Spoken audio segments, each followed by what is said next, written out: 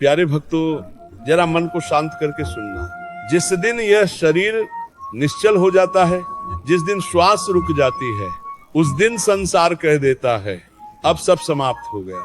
लेकिन मैं तुमसे पूछता हूँ, क्या सच में सब समाप्त हो जाता है? यह शरीर तो केवल मिट्टी का पुतला था जिसे कुछ वर्षों के लिए आत्मा ने धारण किया था, पर जो भीतर बैठकर देख रहा था, सुन रहा था, सुख दुख भोग रहा था, वह क्या था? उसी को शास्त्र आत्मा कहते हैं। अब प्रश्न ये नहीं है कि मृत्यु के बाद क्या होता है, प्रश्न ये है शव जलाने से पहले आत्मा के साथ क्या होता है? जब शरीर घर में रखा होता है, जब अपने लोग विलाप करते हैं, जब कोई अंतिम बार मुख देखता है, तो क्या आत्मा वहां उपस्थित होती है? क्या आत्मा देखती है कि कौन सच्चे हृदय से रो रहा है और कौन केवल रीति निभा रहा है? क्या आत्मा को अपने शरीर से मोह होता है, या वह विवश होकर सब कुछ देखती रहती है और कुछ कर नहीं पाती? शास्त्र स्पष्ट कहते हैं आत्मा न जलती है, न कटती है, न मरती है। तो फिर सोचो प्यारे भक्तों, जब चिता जलती है तो जलता कौन है और देखता कौन है? ये बातें तुम्हें डराने के लिए नहीं है, ये बातें तुम्हें जगाने के लिए हैं। क्योंकि जो ये समझ गया कि मृत्यु से पहले आत्मा किन अवस्थाओं से गुजरती है, वह जीवन में पाप करने से पहले 1000 बार सोचता है। आज मैं कोई कथा नहीं कह रहा, आज मैं तुम्हें वह सत्य सुना रहा हूँ जो अहंकार को तोड़ देता है और विवेक को जगा देता है। ध्यान से सुनना प्यारे भक्तों, क्योंकि आगे जो आने वाला है वह मृत्यु का नहीं, जीवन को सही दिशा देने वाला सत्य है। प्यारे भक्तों, अब जो बात मैं कहने जा रहा हूँ वो बहुत ध्यान से सुनना। शास्त्र कहते हैं मृत्यु के समय आत्मा तुरंत कहीं उड़ नहीं जाती, वह वहीं रहती है अपने ही शरीर के पास, जिस शरीर को उसने सालों तक चलाया, जिससे उसने सुख भी भोगा और दुख भी झेला। उसे छोड़ पाना इतना आसान नहीं होता।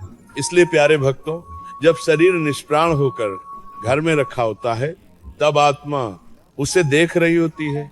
वह देखती है कौन रो रहा है, कौन मजबूरी में खड़ा है और कौन मन ही मन राहत महसूस कर रहा है। यह सुनकर चौंकना मत था, लेकिन शास्त्र यही कहते हैं मोह का अंतिम रूप आत्मा को उस समय सबसे बड़ा कष्ट शरीर के छूटने का नहीं होता, कष्ट होता है मोह का। मोह घर का, मोह धन का, मोह बच्चों का, मोह मान अपमान का। आत्मा सोचती है ये घर मेरा था, ये शरीर मेरा था, ये लोग मेरे थे, लेकिन अब न घर उसका है, न शरीर, न अधिकार। यही स्थिति सबसे पीड़ादायक होती है। इसीलिए संत कहते हैं जो मोह जीते जी नहीं छोड़ता, वह मृत्यु के बाद बहुत कष्ट पाता है। जब शव उठाया जाता है, प्यारे भक्तों, जब शव को उठाया जाता है, जब कंधा दिया जाता है, तब आत्मा भी उसके साथ चलती है। वह देखती है कि उसका शरीर अब किसी बोझ की तरह उठाया जा रहा है। जिस चेहरे को कल तक सजाया जाता था, आज उस पर कपड़ा डाल दिया गया है। यह दृश्य आत्मा को अंदर तक हिला देता है। शमशान की सच्चाई। शमशान कोई डरावनी जगह नहीं है, शमशान सबसे बड़ा शिक्षक है। वहां आत्मा को पहली बार स्पष्ट दिखता है कि इस संसार में कुछ भी स्थायी नहीं। वहां राजा और रंक एक समान होते हैं, वहां शरीर का कोई मूल्य नहीं रहता। प्यारे भक्तों, जब चिता सजती है, तब आत्मा अंतिम बार अपने शरीर को देखती है और वहीं उसके भीतर एक बहुत बड़ा पश्चाताप जन्म लेता है। सबसे दर्दनाक क्षण शास्त्र कहते हैं जब अग्नि दी जाती है, तब आत्मा दर्द नहीं महसूस करती, लेकिन वह जो पीड़ा अनुभव करती है वह बुद्धि की पीड़ा होती है। वह सोचती है काश मैंने समय रहते समझ लिया होता, काश मैंने भोग में समय न गंवाया होता, काश मैंने भगवान का स्मरण किया होता। लेकिन प्यारे भक्तों, उस समय काश बहुत देर से आता है। यही कारण है, इसीलिए संत बार बार कहते हैं मृत्यु के बाद नहीं, जीते जी जागो। जो अभी समझ गया वह बच गया, जो अभी भी मोह अहंकार और तुलना में फंसा है, वह मृत्यु के बाद है, बहुत भटकता है। एक प्रश्न तुमसे, प्यारे भक्तों, अगर आज तुम्हें पता चल जाए कि मृत्यु के बाद आत्मा सब देखती है, सब समझती है, लेकिन कुछ कर नहीं पाती, तो क्या तुम आज जैसा जीवन वैसा ही जियोगे या कुछ बदलोगे? आगे क्या आने वाला है? अभी तो मैंने केवल इतना बताया है कि आत्मा शव जलाने से पहले क्या देखती है। अगली बात और भी गहरी है। आत्मा को ये कैसे तय होता है कि उसे आगे क्या मिलना है? पुण्य पाप उस समय कैसे काम करते हैं? प्यारे भक्तों, आगे की बात बहुत ध्यान से सुननी होगी। प्यारे भक्तों, अब जो बात मैं कहने जा रहा हूं वह बहुत सूक्ष्म है और बहुत सत्य है। जब चिता जलने लगती है, जब शरीर राख की ओर बढ़ता है, तब आत्मा के भीतर एक और प्रक्रिया शुरू होती है। उस समय आत्मा ये समझने लगती है कि अब ये शरीर सच में छूट रहा है, अब लौटने का कोई मार्ग नहीं। कर्मों का जागना, प्यारे भक्तों, मृत्यु के बाद कोई नया कर्म नहीं बनता, लेकिन पुराने कर्म पूरी शक्ति से जाग जाते हैं। जैसे रात में अंधेरे में सपने स्पष्ट दिखने लगते हैं, वैसे ही मृत्यु के बाद कर्म साफ साफ दिखने लगते हैं।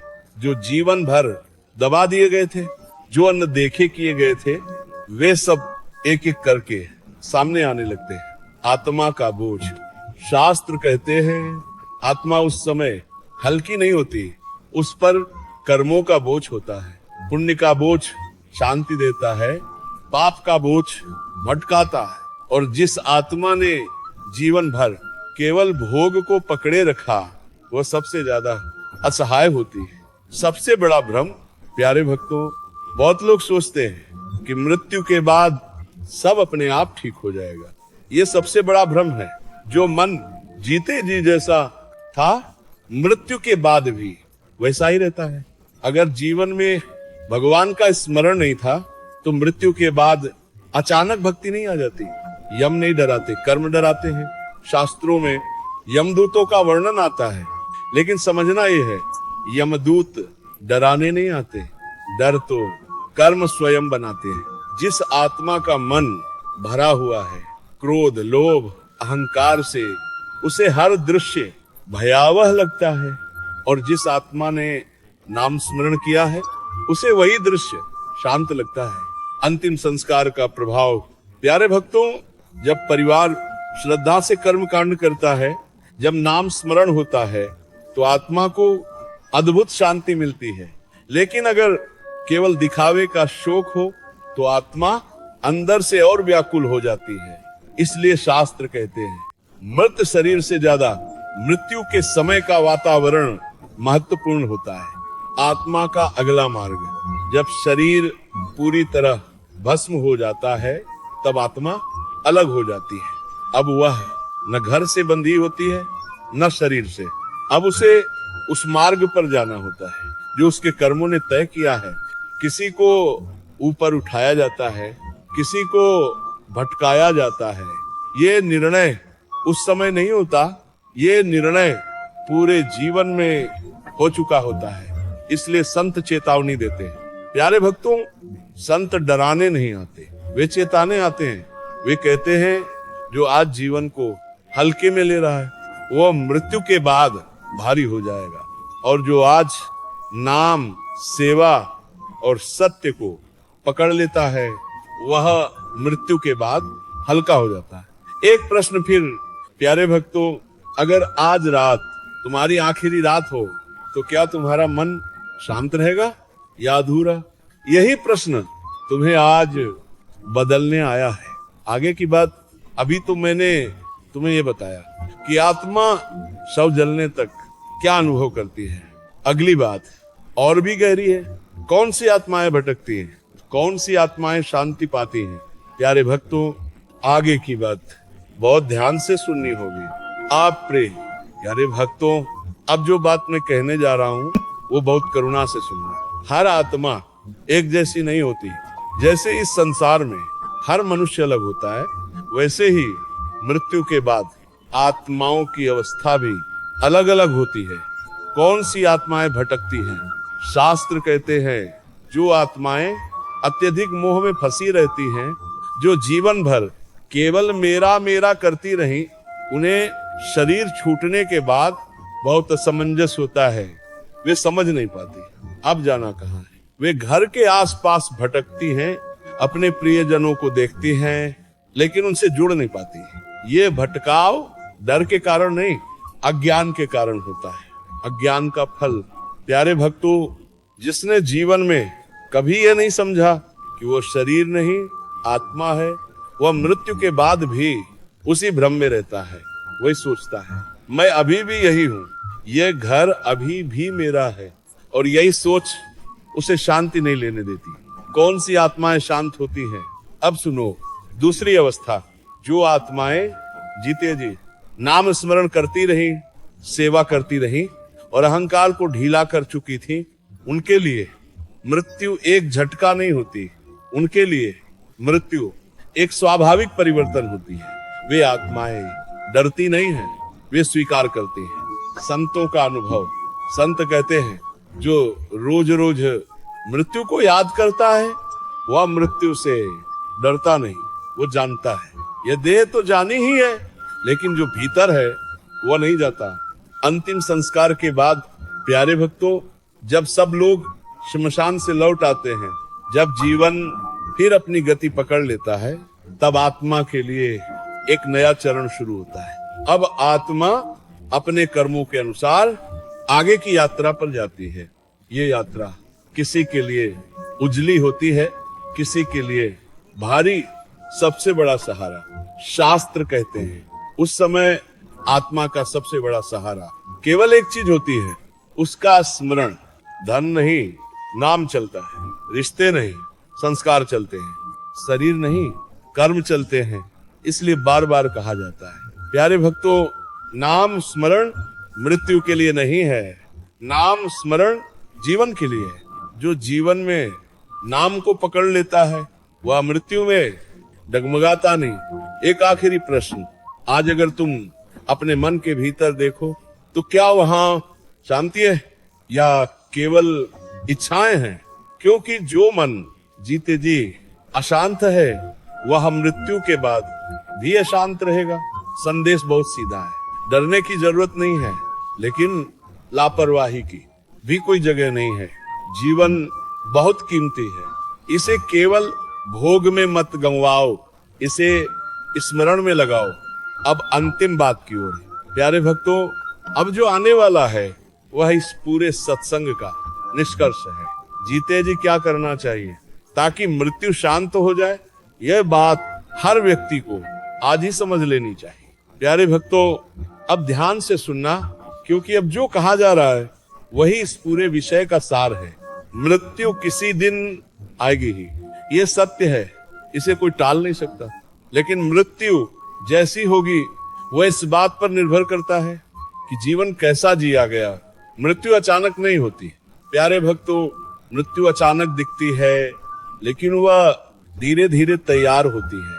हर दिन हम जो सोचते हैं, जो बोलते हैं, जो करते हैं, वही हमारी मृत्यु की भूमिका बनाता है।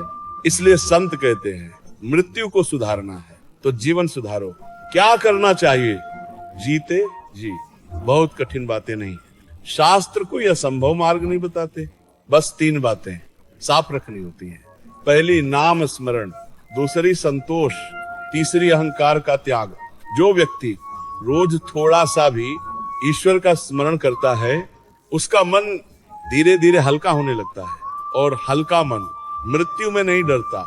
सबसे बड़ी तैयारी प्यारे भक्तों, मृत्यु की सबसे बड़ी तैयारी धन इकट्ठा करना नहीं है, घर बनाना नहीं है। सबसे बड़ी तैयारी है मोह कम करना। जिस दिन तुम ये मान लोगे कि कुछ भी मेरा नहीं है, उस दिन मृत्यु तुम्हें छीन नहीं पाएगी। मृत्यु क्या सिखाती है?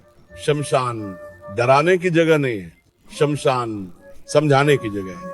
वह कहता है जो आज है वही कल नहीं रहेगा, इसलिए जो आज सही है उसी को पकड़ लो। अंतिम संस्कार का अर्थ शव जलता है ताकि हमें याद रहे हम यह शरीर नहीं है। अगर ये बात जीते जी समझ में आ जाए तो मृत्यु भय नहीं रहती।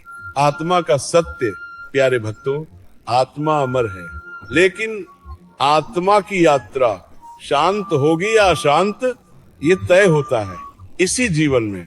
जो जीवन में झूठ, छल, अहंकार और मोह में डूबा रहा, उसकी आत्मा भारी हो जाती है, और जो जीवन में स्मरण, सेवा और सच्चाई में रहा, उसकी आत्मा हल्की हो जाती है। अब प्रश्न तुम्हारे लिए, आज अगर तुम अपनी जिंदगी को देखो तो क्या तुम तैयार हो? तैयार मतलब मरने के लिए नहीं, तैयार मतलब शांति से जीने के लिए, क्योंकि जो शांति से जीना सीख गया वह शांति से मरना भी सीख गया। अंतिम विनती, प्यारे भक्तों, इस विषय को डर की तरह मत लो, इसे कृपा की तरह लो। यह स्मरण तुम्हें डराने नहीं आया, ये तुम्हें जगाने आया है। आज से थोड़ा नाम, थोड़ा संयम, थोड़ी करुणा अपने जीवन में ले आओ। यही सबसे बड़ी तैयारी है और यही सबसे बड़ी मुक्ति का मार्ग है। हरि नाम स्मरण करते रहो, जीवन स्वयं पवित्र होता चला जाएगा।